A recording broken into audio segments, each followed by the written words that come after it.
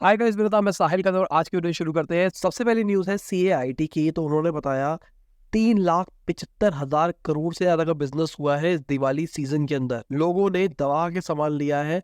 13% के आसपास फूड और ग्रोसरी के ऊपर स्पेंड हुआ है, 6% कॉस्मेटिक्स के ऊपर और 8% इलेक्ट्रॉनिक्स और मोबाइल के ऊपर भी हुआ है। अगर हम फ्रूट, स्वीट्स, नमकीन वगैरह की बात करके चले तो वहाँ पे 4% है। कपड़ों के ऊपर लोगों ने 12% किया है, ज्वेलरी के ऊपर 9% किया है। और मजे की बात यह है, अभी फेस्टिव सीजन बचा है। कहा जा रहा है 50,000 करोड़ और क्रिएट हो सकता है। और उसके बाद शुरू हो जाएगा वेडिंग सीजन। 23 नवंबर से शुरुआत हो रही है वेडिंग सीजन की। और कहा जा रहा है 4.5 लाख करोड़ से ज्यादा का बिजनेस वेडिंग सीजन ओनली में होगा। ये बहुत बड़ी चीज है। और अगर देखा जाए तो जो चाइनीज प्रोडक्ट की मार्केट है इंडिया के अंदर, वो इस दिवाली सीजन घटती हुई दिखाई दी है। 70% जो प्रोडक्ट है वो चाइनीज प्रोडक्ट्स यूज हुए हैं इस दिवाली में भी। पर ये नंबर घटता हुआ दिखाई दिए है। रीजन क्या है? क्योंकि वोकल वो लोकल आ रहा है, जहाँ पर लोग मेड इन इंडिया प्रोडक्ट ले रहे हैं। अगर हम अमेजोन की बात करके चले तो उन्होंने बताया फेस्टिव सीजन के अंदर उन्होंने 110 करोड़ विजिट्स एक्सपीरियंस करी अपनी वेबसाइट के अंदर। इतनी बार लोगों ने उनकी वेबसाइट खोली है।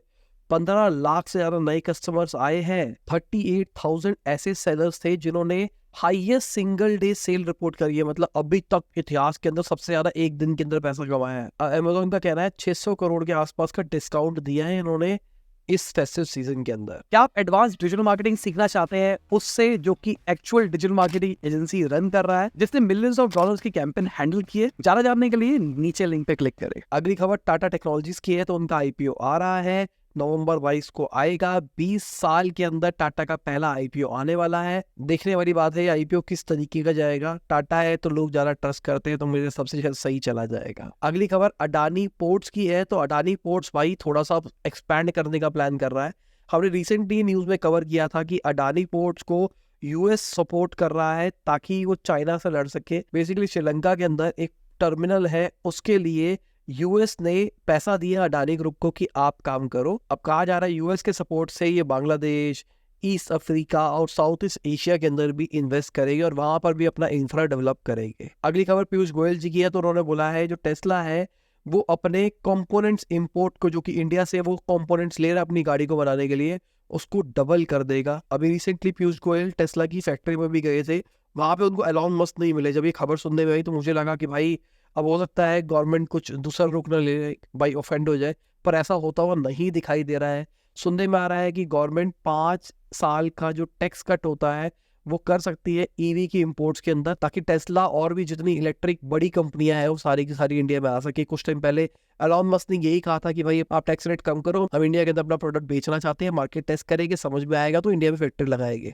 पर गवर्नमेंट ने कहा नहीं नहीं नहीं, हम इंपोर्ट ड्यूटी वगैरह कुछ कम नहीं करेंगे, आपको लगानी है फैक्ट्री यहाँ लगाओ और कुछ नहीं है। पर अब गवर्नमेंट दूसरी तरफ जाती हुई दिखाई दे रही है। गवर्नमेंट टैक्सेस कम करती हुई दिखाई दे रही है, जो कि एक अच्छी चीज है। अगर मैं चाइना के लैपटॉप इंपोर्ट की बात करके चलूँ तो वो भी घटते हुए दिखाई दे रहे हैं इंडियन मार्केट के अंदर। पर अभी भी 75% मार्केट शेयर है चाइना के लैपटॉप्स का इंडिया के अंदर। हाँ, ये घटता हुआ दिखाई दिया है। 95% हुआ करता था 2013-14 के अंदर। अगर हम बाकी एशियन प्लेयर्स की बात करके चले, Singapore, Taiwan, Malaysia, Vietnam, Hong Kong, इन सब का भी मार्केट शेयर बढ़ता हुआ दिखाई दिया है। 22% पहुंच गया है, जो कि पहले 5% हुआ करता था। तो पहले आप कह सकते हो पूरा पूरा मार्केट शेयर ये लोग लेके बैठे थे। 5% प्लस 95% वही 100% बन गया। अभी के टाइम पे 3% जो है वो भाई इंडिया कर रहा है। ठीक है, नंबर कम है पर अच्छा है। अगली खबर जो इंडिया के प्राइवेट इंजीनियरिंग इंस्टीट्यूट है उसमें प्लेसमेंट घटती हुई दिखाई दी है। 50 से 70%। ये नंबर डराने वाला है। रीजन यही है कि भाई ग्लोबल रिसेशन टाइप चीजें चल रही है इस टाइम पे, सबके पास काम नहीं है। आईटी सेक्टर के अंदर खासकर देखा जाए, जो उनके क्लाइंट्स है, क्योंकि इंडिया के अंदर जो बड़े आईटी प्लेयर्स हैं वो अपना कोई प्रोडक्ट नहीं बना रहे हैं, वो बेसिकली दुनिया के प्रोडक्ट्स बनाते हैं। तो उनके जो क्लाइंट है वो उतना पैसा अगर नहीं देंगे तो आगे वो लोग हायर नहीं करेंगे।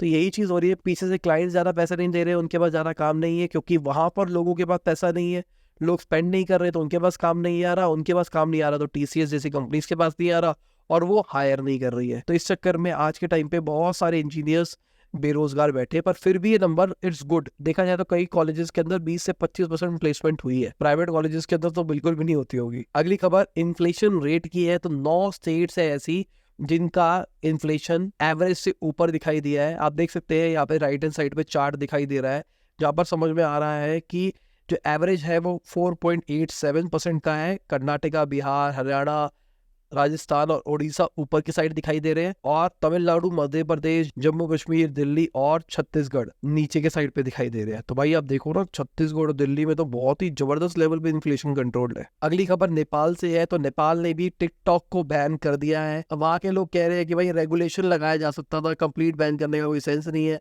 अब उनका कहना है कि भाई टिकटॉक की वजह से जो यूथ है वो खराब हो रही है, चीजें बेकार हो रही है। इंडियन गवर्नमेंट ने तो बहुत टाइम पहले ही टिकटॉक को बैन कर दिया था, पर मुझे लगता है टिकटॉक का भेरूपिया इंस्टाग्राम अभी भी इंडिया के अंदर है, और भी बहुत सारे प्लेटफॉर्म्स आ चुके हैं आजकल माइक्रो वीडियो के। तो नेपाल के अंदर अगर टिकटॉक बैन हुआ है तो बाकी तो भेरूपिया आ ही जाएंगे ना। अगली खबर इंस्टाग्राम की है। तो उन्होंने $39.70 बिलियन का एड रेवेन्यू रिपोर्ट किया है पहले 10 महीने के अंदर 2023 के अंदर। अगर देखा जाए नंबर बढ़ता हुआ दिखाई दे रहा है। इंस्टाग्राम का जो एड रेवेन्यू है वो अगर 2020 से 2023 को हम कंपेयर करें तो 80% से ज्यादा बढ़ता हुआ दिखाई दिया है। और मुझे लगता है इसका रीजन माइक्रो वीडियो प्लेटफॉर्म भी है। लोग रीले शीले बहुत ज्यादा देखते हैं, इसके चक्कर में लोगों का जो रिटेंशन स्पैन है वो बहुत ज्यादा बढ़ गया है प्लेटफॉर्म के ऊपर।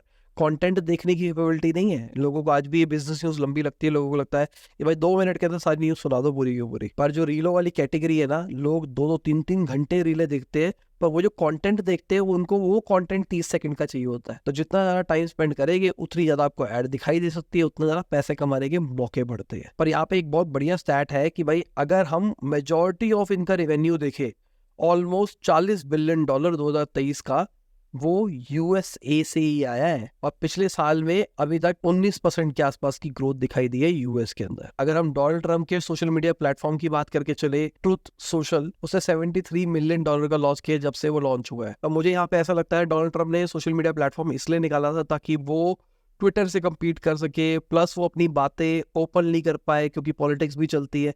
तो अगर ट्विटर के ऊपर आप अपने हिसाब से चीजें चलाओगे तो ट्विटर उसको हटा देगा। अगर किसी को याद हो, बहुत ज्यादा बवाल हो गया था यूएस के अंदर इलेक्शन के बाद में, उसके बाद में जो डोनाल्ड ट्रंप है उनको ट्विटर से हटा दिया गया था, उसके बाद जाके उन्होंने अपना प्लेटफॉर्म निकाला था कि मुझे मेरे प्लेटफॉर्म से तो कोई नहीं हटा पाएगा ना। तो मुझे लगता है इलेक्शन आने वाले हैं तो कोई उनको फर्क नहीं पड़ता इस लॉस से। पर जो उनकी कंपनी है, क्योंकि खाली एक बंदा कंपनी नहीं चलाता ना, बोर्ड चलाता है पूरा पूरा, बहुत सारे शेयर होल्डर्स होते हैं, अब वो सेटिस्फाइड नहीं है इस सोशल मीडिया प्लेटफॉर्म से। अब देखने वाली बात है क्या होगा क्या नहीं होगा। मुझे नहीं लगता कि इस प्लेटफॉर्म का अभी के टाइम पे कुछ होने वाला है, क्योंकि इसमें बहुत जबरदस्त लेवल पे पॉलिटिक्स खेली जा सकती है। अगली खबर ग्रेट लर्निंग की है। तो उन्होंने 222 करोड़ का लॉस रिपोर्ट किया है फाइनेंशियल ईयर 23 के अंदर। बायजूस ने $600 मिलियन के अंदर ग्रेट लर्निंग को खरीदा था, और ये कंपनी लॉस मेकिंग थी, और अभी तक लॉस मेकिंग ये कंपनी। अगर देखा है लॉसेस घटते हुए दिखाई दिए हैं 27.7% से। जो रेवेन्यू है वो भी 25% के आसपास बढ़ता हुआ दिखाई दिया है, पर जो इनका एबिटा मार्जिन है वो -51% का है। तो पिछले कुछ टाइम से खबरें ये भी निकल रही थी कि बायजूस ग्रेट लर्निंग और एपिक को बेच सकता है, जो दोनों उसने कंपनी खरीदी थी, और बहुत करोड़ों रुपए का उसके ऊपर लॉस भी कर चुका है। अगली खबर इंडियन फिनटेक स्टार्टअप स्लाइस की है। तो उन्होंने 75 करोड़ रुपीस रेज किए हैं एज डेट, मतलब लोन की फॉर्म के अंदर लिया है। हम कह सकते हैं $9 बिलियन का उन्होंने लोन लिया है। जो इंटरेस्ट रेट है वो 14.25% का है, और ये जो डेट लिया है ये 15 महीने का डेट लिया है, मतलब 15 महीने के अंदर पैसा चुकाना है। और रेगुलेटरी फाइलिंग्स की अगर बात करके चले तो शायद ये 300 करोड़ का ओवरऑल डेट हो सकता है। अभी कुछ टाइम पहले ही स्लाइस ने 5% स्टेक्स लिए थे north east small finance bank के, उसके बाद में उसके साथ में मर्ज भी होता हुआ दिखाई दिया था। इनका रेवेन्यू भी 3x बढ़ता हुआ दिखाई दिया है। लास्ट जून 2022 के अंदर जो उन्होंने पैसा रेस किया था वो 50 मिलियन किया था, $1.5 बिलियन की वैल्यूएशन के ऊपर। दूसरी साइड पे अगर हम ओपन एआई की बात करके चले तो भाई ओपन एआई बिल्ड करना चाहता है सुपर इंटेलिजेंस। अभी रिसेंटली ही भाई $10 बिलियन माइक्रोसॉफ्ट ने ओपन एआई को दिए थे, और खबरें सुनने में आ रही है शायद और पैसा वो माइक्रोसॉफ्ट से चाह रहा है लेने के लिए। इसका मतलब ये है और इक्विटी डिल्यूट होगी, माइक्रोसॉफ्ट के पास में और ज्यादा शेयर आएगा, और माइक्रोसॉफ्ट सुपर इंटेलिजेंस अगर ओन करेगा ना तो भाई एक अलग ही चीज हो जाएगी। अब मेरे इंटेलेक्चुअल इंडीज वाले चैनल के ऊपर बता रखा है सुपर इंटेलिजेंस क्या होती है, एजीआई क्या होता है, क्या इंपैक्ट होगा, वो देख लेना, उसमें आपको बेटर समझ में आएगा। मैं यहाँ रिपीट नहीं करूंगा। अगर हम चैट जीपीटी की बात करके चले तो GPT-5 मॉडल के ऊपर भी काम कर रहा है। अभी रिसेंटली उनका इवेंट हुआ था, वहां पर टर्बो रिलीज किया गया है GPT-4 का, पर मैं एक्सपेक्ट कर रहा था 5 निकाला जाएगा, पर नहीं निकाला गया। अगर हम गूगल की बात करके चले तो वो Character.ai के अंदर दबा के इन्वेस्टमेंट कर रहा है। तो मुझे लगता है माइक्रोसॉफ्ट इन्वेस्टमेंट करेगा ओपन एआई के अंदर और गूगल कैरेक्टर एआई के अंदर और भी चीजों के अंदर करेगा, तो ये स्पेस बहुत कॉम्पिटिटिव होने वाली है आने वाले टाइम में। अगली खबर, एक बहुत बड़ा बवाल हो गया है भाई। एक विटनेस ने एक एक्सीडेंटली एक बहुत बड़ा डेटा रिवील कर दिया है। अगर आप सफारी यूज करते हो, उसके अंदर सर्च पैनल है, उसमें गूगल डिफॉल्ट खुलता है, इसके भाई एप्पल को पैसे मिलते हैं। गूगल एडवर्टाइजिंग जितना भी रेवेन्यू करता है सफारी ब्राउजर से, उसका 36% देता है एप्पल को। ये भाई बहुत बड़ा बवाल हो सकता है। अगर ये प्रूफ होता है तो बहुत ज्यादा पैसा देना पड़ सकता है इन सारी कंपनियों को, गूगल को भी और एप्पल को भी। बाकी मुझे तो ये लगता है कि कहेंगे भाई ये तो बिजनेस डील है जी, हमने बिजनेस डील करी है, बाकी आने वाले टाइम में समझ में आएगा क्या होगा क्या नहीं होगा। अगर हम इंडिया की बात करके चले तो एप्पल, गूगल, अमेजोन को 5,000 करोड़ के टैक्स डिमांड नोटिस आ सकता है, क्योंकि कुछ ट्रांजेक्शन है जिसके अंदर कुछ समझ में नहीं आ रहा इनकम टैक्स डिपार्टमेंट को, जैसे कि advertising, royalties, trading, software development और मार्केटिंग सर्विसेज। मतलब उन्होंने खर्चे दिखा रखे होंगे, कमाइयां कम कर रखी होगी, तो उसके regarding income tax department notice दे सकता है। अगली खबर रेजर पे की है, तो रेजर पे 250 से 300 मिलियन डॉलर टैक्स की फॉर्म में देगा, क्योंकि उन्होंने क्रॉस कंट्री मर्जर किया है। अब रेजर पे वाले कह रहे हैं कि भाई हमने जब ये मर्जर किया है, हमारी पीक वैल्यूएशन क्यों काउंट कर रहे हो? 2021 के अंदर उनकी 7.5 बिलियन डॉलर की वैल्यूएशन थी, पर करेंटली उतनी वैल्यूएशन नहीं है, हमारी वैल्यूएशन घट गई है। अब जिनको नहीं पता हुआ क्या है, जो रेजर पे है उसकी जो यूएस वाली एंटिटी थी और जो इंडिया वाली एंटिटी थी वो मर्ज हो गई है, तो इस मर्जर के चक्कर में टैक्स देना पड़ रहा है। अब टैक्स काउंट करा जा रहा है 7.5 बिलियन डॉलर की वैल्यूएशन के ऊपर, पर रेजर पे वाला को कहना है कि भाई नहीं, दिस इज नॉट राइट। अगली खबर एक मस्त फैक्ट है, इंडिया का जो स्पिरिचुअल सेक्टर है ना, वो 58.56 बिलियन डॉलर के ऊपर है। ये बहुत बड़ा मार्केट है अगर देखा जाए तो। अभी रिसेंटली हमने एक नया चैनल शुरू किया है जहाँ पर हम इसी टाइप की इंडस्ट्री को केटर कर रहे हैं, जहाँ पे हम अलग अलग ऑकल्ट के लोगों को लेके आ रहे हैं। जैसे कि हमने सबसे पहले एस्ट्रोलॉजी करी, उसके बाद वास्तु किया, अभी न्यूमरोलॉजी के ऊपर वीडियो आ गई है। बहुत अच्छा रिस्पॉन्स आ रहा है न्यूमरोलॉजी के ऊपर, क्योंकि मुझे भी लगता है कि उस चैनल की अभी तक की सबसे बढ़िया वीडियो है। बेसिकली जो हमारे गेस्ट थे उन्होंने ये बताया है कि आपको क्या करना है, आपको अपनी डेट ऑफ बर्थ और करंट ईयर को ऐड करना है। आपके पास में जो नंबर आएगा उस नंबर से आपको पता लग जाएगा आपका करंट ईयर कैसा है। सिमिलरली अगले साल को ऐड कर दोगे तो आपको पता लग जाएगा कि आपका अगला साल कैसा जाएगा। और आप चेक करके देखो, पता नहीं, मेरे को नहीं समझ में आया, मैंने जितने लोगों के ऊपर टेस्ट किया है हर बंदे के ऊपर ये चीज सेट कर रही है, मतलब ये चीज एक्यूरेट लग रही है मुझे। जिन्होंने वो वीडियो देखी है नीचे कमेंट में बताना भाई कैसी लगी वो वीडियो। और भाई हम परसों सेशन करने वाले हैं हमारे इन्हीं सेम गेस्ट के साथ में, जहां पर हम शेयर मार्केट के बारे में बात करेंगे। तो उनके पास में कुछ पैटर्न्स है, नंबर्स और शेयर मार्केट का पैटर्न। तो उन्होंने मुझे पिच किया कि यार मेरे को ऐसा लगता है कि मैं इसके बारे में बात करना चाहता हूँ, और मुझे भी इंटरेस्टिंग टॉपिक लगा, और मुझे ऐसा लगा कि मेरी ऑडियंस भी शायद से खासकर इन चैनलों वाली इंटेलेक्चुअल इंडीज, लपास वॉइस वाली रिलेट कर पाएगी। तो मैंने कहा चलो लाते हैं, डिस्कस करते हैं, ओपन माइंड से डिस्कस करते हैं। अगर कुछ रिलेशंस निकलते हैं तो भाई शॉकिंग होगा मेरे लिए अगेन, क्योंकि ऋषभ जो आए थे मैं तो उनका पर्सनल लेवल पे फैन हो गया भाई, उनकी बातें सेट होती है। तो लेट्स सी, समझते हैं क्या है क्या नहीं है। बाकी ये लोग हैं भाई हमारे सपोर्टर्स जो हमको डेली सपोर्ट करते हैं, जिनकी वजह से हम बिजनेस न्यूज डेली आप तक ला पाते हैं। Thank you for supporting us. अगर आप भी हमको सपोर्ट करना चाहते हैं, नीचे ज्वाइन का बटन है, उसको दबा सकते हैं। अगर आपको ज्वाइन का बटन नहीं दिखाई दे रहा है, डिस्क्रिप्शन में लिंक है, आप उस पर क्लिक कर सकते हैं और हमको सपोर्ट कर सकते हैं। और इसी के साथ आज की बिजनेस खत्म होती है। उम्मीद करता हूं आपको मजा आएगा। बाय, गुड नाइट, शुभ, गुड हाफिज, गुड मॉर्निंग, गुड आफ्टरनून, जब भी आप वीडियो देख रहे हैं। जय हिंद, वंदे मातरम।